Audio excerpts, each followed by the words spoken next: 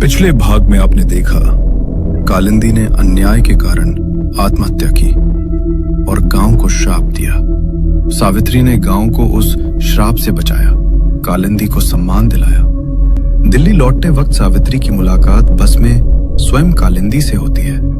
कालिंदी उसे चेतावनी देती है कि कोई उसकी शक्तियों को बांध रहा है और गांव पर फिर से अंधेरा छाने वाला है।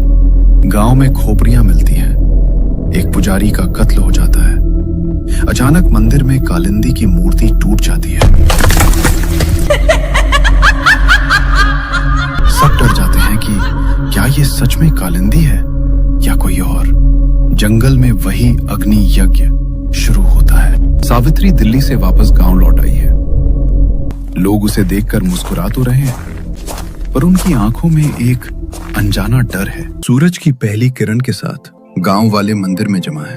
मंदिर में आरती की तैयारी हो रही है। सावित्री मुस्कुरा रही है। उसे लगता है कि उसकी मेहनत रंग लाई। लेकिन तभी बाहर से चीखने चिल्लाने की आवाजें आती हैं।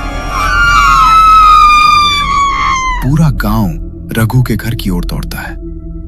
कमरे के भीतर का मंजर खौफनाक है। रघु की पत्नी जमीन पर बैठी छाती पीट कर रो रही है। उसकी गोद में उसका 3 महीने का बच्चा है, बिल्कुल सफेद पड़ा हुआ, बेजान। क्या हुआ रघु? कल शाम तो बच्चा बिल्कुल ठीक था।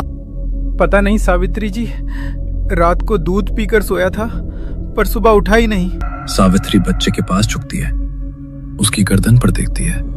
वहां 2 छोटे नीले निशान हैं। सावित्री की नजर फर्श पर पड़ती है।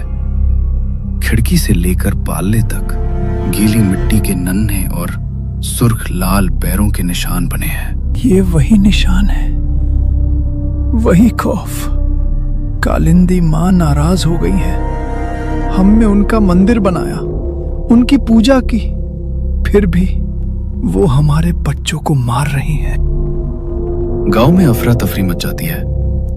लोग कालिंदी के मंदिर की तरफ नफरत और डर भरी नजरों से देखने लगते हैं। उसी वक्त सावित्री मंदिर के पुराने पुजारी को ढूंढने निकलती है। सावित्री को महसूस होता है कि कोई उसका पीछा कर रहा है। वो पीछे मुड़ती है, पर वहां कोई नहीं होता। बस एक डरावनी सरसराहट सुनाई देती है। उसे एहसास होता है कि गांव में पुजारी का गायब कोई इत्तेफाक नहीं है।